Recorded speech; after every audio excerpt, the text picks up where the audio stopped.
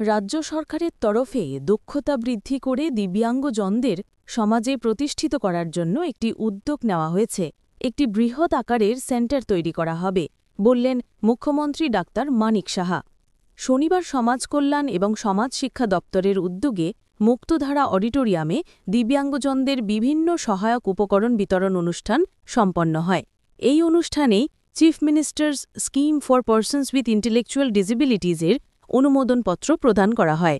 দিব্যাঙ্গজন খেলোয়াড়দের সংবর্ধনা প্রদান করা হয়। এই অনুষ্ঠানে উপস্থিত ছিলেন রাজ্যের মুখ্যমন্ত্রী অধ্যাপক ড মানিক সাহা, সমাজ কল্যাণ ও সমাজ শিক্ষা দপ্তরের সচিব তাপস রায়, যুব বিষয়ক এবং ক্রীড়া দপ্তরের সচিব ড প্রদীপ কুমার চক্রবর্তী সহ অন্যান্যরা। বক্তব্য রাখতে গিয়ে মুখ্যমন্ত্রী বলেন, দিব্যাঙ্গজনরা সমাজের বোঝা নয়, পিতামাতারা যেন তাদের পরিবারের বোঝা মনে না করেন। দিব্যাঙ্গজনদের মধ্য থেকে সুপ্ত প্রতিভা বের করে আনতে হবে, দক্ষতা বৃদ্ধি করে তাদের সমাজে প্রতিষ্ঠিত করার উদ্যোগ নিতে হবে। এই লক্ষ্যে সরকার একটি সেন্টার গড়ে তোলার জন্য চিন্তাভাবনা করছে। এবারে অনুষ্ঠানে স্বাগত ভাষণ রাখবেন। একটু আগে আমার যিনি পূর্ববর্তী বক্তা বলেছেন যে মাননীয় প্রধানমন্ত্রীজির 17 সেপ্টেম্বরে ওনার জন্মদিন। তো আমাদের পার্টির থেকে তো করেনি, কিন্তু সরকারের পক্ষ থেকে আমরা মাননীয় প্রধানমন্ত্রীজির যে জন্মদিন থেকে শুরু করে মহাত্মা গান্ধী যে জাতির জনক 2 অক্টোবর পর্যন্ত আমরা বিভিন্ন আমরা অনেকগুলো কাজ আমরা নিয়েছি যাতে এটাকে প্রপারলি সেলিব্রেট করা যায়। তো এইসব কার্যক্রমের মধ্যে একটা হচ্ছে যে মাননীয় প্রধানমন্ত্রীজির জন্মদিন উপলক্ষে হেলথের বিষয়ে আপনারা সবাই জানেন সারা ভারতবর্ষেই হয়েছে। ত্রিপুরাতেও আমরা সমস্ত হেলথ সেক্টরে, যেখানে ব্লাড ডোনেশন থেকে শুরু করে স্ক্রিনিং থেকে শুরু করে প্রতিষেধক থেকে শুরু করে এবং যারা স্পেশালিস্ট আছে বিভিন্ন ডাক্তাররা বিভিন্ন জায়গায় গিয়ে তাদের চিকিৎসা দেওয়া, এসব কার্যক্রম আমরা করেছি এবং সেটা কিন্তু এখনও চলছে এবং 2 অক্টোবর পর্যন্ত সেটা চলবে। মাঝখানে আমাদের 25শে সেপ্টেম্বর আমাদের সবার আদরণীয় পণ্ডিত দীনদয়ালজির জন্মদিন। তিনি ইন্টিগ্রাল হিউম্যানিজমের একটা দর্শন আমাদের সামনে রেখেছেন যে সবাইকে নিয়ে আমাদের চলতে হবে। তো ওনার জন্মদিনও আমরা পালন করেছি। তো এর মধ্যে 2 অক্টোবর পর্যন্ত চলবে বিভিন্ন স্বচ্ছ ভারত অভিযান থেকে আরম্ভ করে ইভেন যারা আমাদের ইউথ যারা আছে তাদেরকে নিয়ে যে রান ফর ফিট, আমরা ফিটনেসের জন্য মাননীয় প্রধানমন্ত্রীজি বারবার জোর দেন। তো সেখানে ম্যারাথন হয়েছে বিভিন্ন জায়গায়। ইউথ জেনারেশন আপনারা জানেন যে প্রায় 65% আমাদের ভারতবর্ষের যে জনসংখ্যা তার মধ্যে 35 ইয়ার্সের নিচে ইউথ। তো তাদেরকে যদি আমরা human resource, strong human resource, তো তাদেরকে যদি আমরা শারীরিকভাবে যখন হবে মেন্টালিও তারা শক্তিশালী হবে। তো এই ধরনের প্রোগ্রামের মধ্যে আজকের প্রোগ্রামটা খুবই ইম্পর্ট্যান্ট, যে যারা বিশেষ করে আমি বলবো দিব্যাঙ্গজন তো আছেনই, ফিজিক্যালি দিব্যাঙ্গজন আছে। আমার মনে আছে আমি খুব কাছের থেকে আমি দেখি বা দেখেছি যারা ইন্টেলেকচুয়ালি ডিসেবল, তাদেরকে মানুষ সমাজের মধ্যে অনেকে মনে করে যে বোঝা, অনেকে মনে করে এটা বোঝা, নানা রকম অতিষ্ঠ হয়ে যায়। বিশেষ করে যারা প্যারেন্টসরা আছে বা ফ্যামিলির মধ্যে অনেকে, ও যে একটা সাধারণ মানুষ, ও যে ফিজিক্যালি ফিট আছে, তার সব কিছু ঠিক আছে, খালি তার ইন্টেলেকচুয়ালি তার সমস্যা। আমরা জানি যে নিউরো ডেভেলপমেন্টাল কন্ডিশন, যেটা এটা প্রপারলি হওয়া উচিত, সেই ডেভেলপমেন্ট হয়নি, আদারওয়াইজ তার সব কিছু আছে। এতে করে তার যে শিক্ষার যে বিষয় দাঁড়ায় বা কোনো জিনিস নিউ ইনফরমেশন যেটা আছে সেটা মাথার মধ্যে ধরে রাখা, সেটা কিন্তু একটা কোঅর্ডিনেশনের একটা প্রবলেম হয়।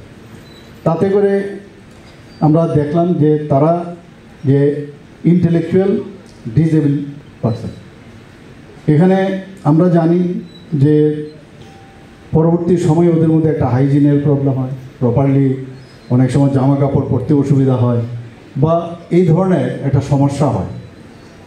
মেন্টাল ইলনেসের যে এখানে কথা হয়েছে, এখানে আমরা একটু 60%-এর উপরে যারা দিব্যাঙ্গন আছে, ইন্টেলেকচুয়াল ডিসেবিলিটি, আরেকটা হচ্ছে মেন্টাল ইলনেস।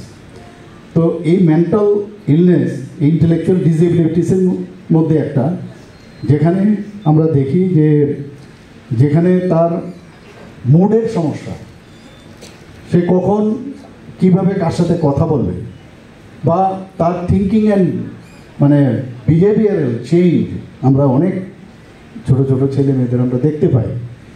এবং তাদের মধ্যে যে দৈনন্দিন যে thinking ability, thinking of verbal discussion, তাদের মধ্যে অনেকটা দেখা যায় একটা অ্যাবনর্মালিটি দেখা যায়।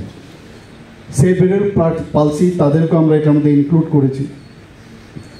এর মধ্যে সেখানেও আমরা দেখছি নিউরোলজিক্যাল ডিসঅর্ডার, তার পোশ্চার, তার ফিজিক্যাল পোশ্চারও প্রবলেম হয়, মাসেল কোঅর্ডিনেশনের মধ্যে প্রবলেম হয়।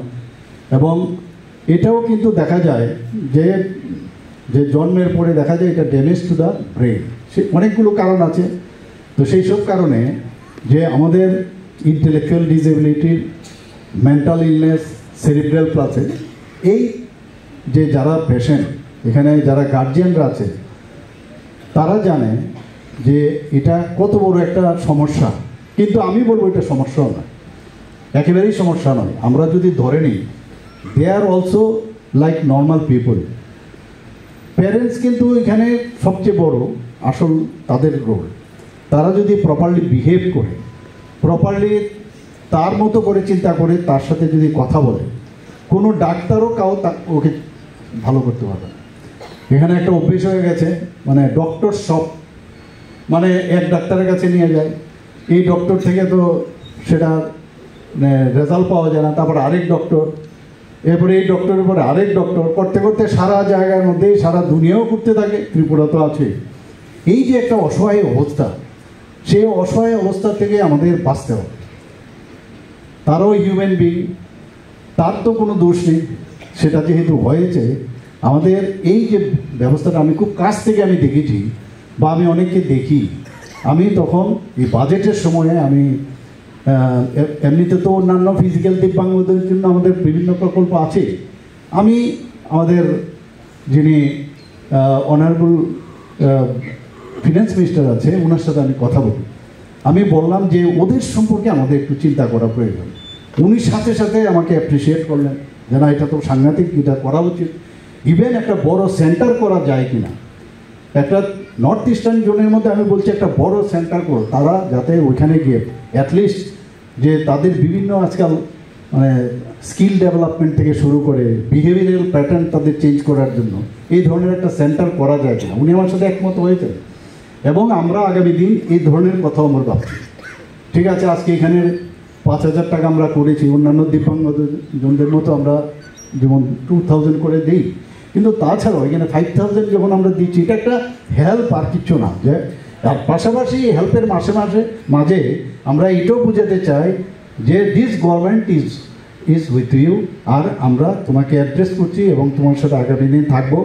এই যে অপয়ন্ত্র নয়, তুমিও আমাদের এই রাজ্যের আমাদের মানুষের মতো, তোমারও বাঁচার অধিকার আছে।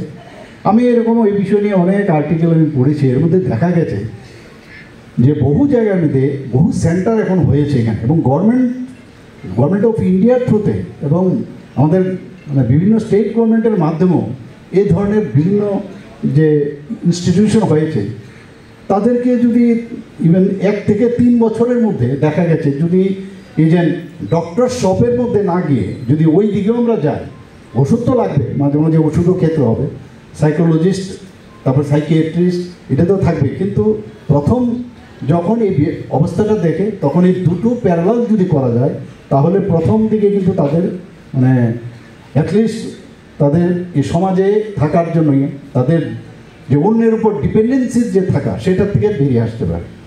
তারও